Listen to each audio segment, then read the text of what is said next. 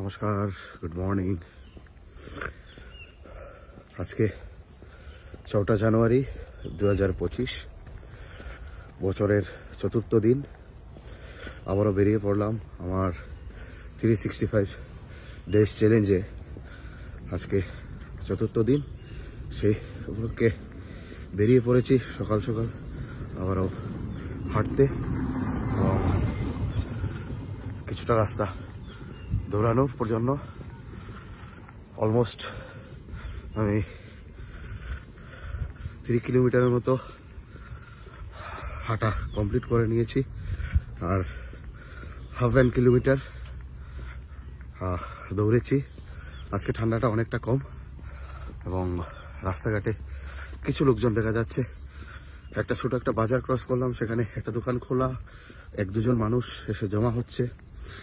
আর এখানে রাস্তাঘাটে 1-2টা গাড়ি চলাচল করছে।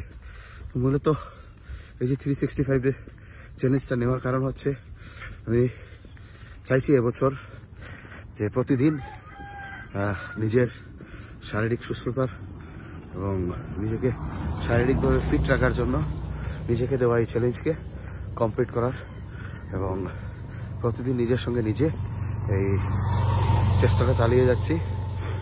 আশা করি যখন 31শে ডিসেম্বর 2025 আসবে, তখন আমি বলতে পারবো যে কতগুলো দিন আমি এইভাবে নিরন্তর একদিনও মিস না করে হেঁটেছি।